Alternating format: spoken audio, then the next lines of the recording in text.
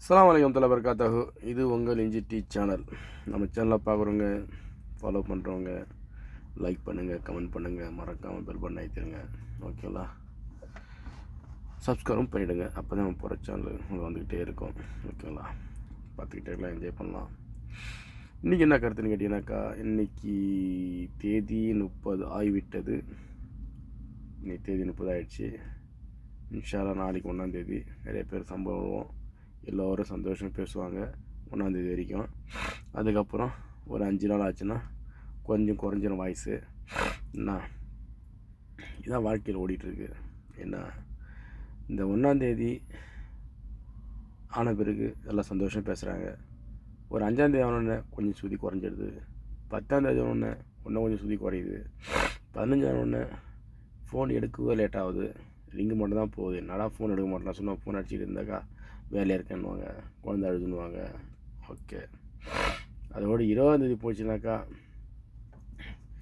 சாப்பாடு செஞ்சுட்டுருக்கேன், கொஞ்சம் வேலையாக இருக்கணும், அப்புறம் அடிங்களேன், ஃப்ரீயாக இருக்கும்போது கால் பண்ணுறேன் அப்படின்னுவாங்க. ஓகேங்களா? அதை கிட்ட நெருங்கிட்டோம்.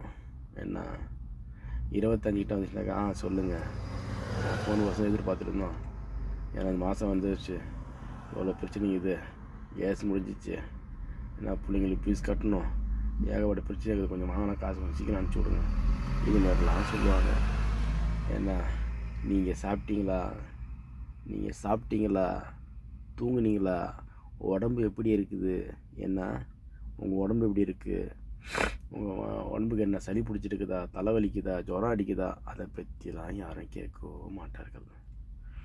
உன் தாய் பெற்றெழுந்த தாய் உன் கூட இருந்து, உன்னோட ஊரில் இருந்து நீ அவங்களுக்கு ஃபோன் பண்ணி உன் மனைவியிடம் பேசினால், உன் தாயிடம் பேசியிருந்தால் உன் தாய் ஃபஸ்ட்டு கேட்க வேண்டிய கேள்வி என்ன தெரியுமா?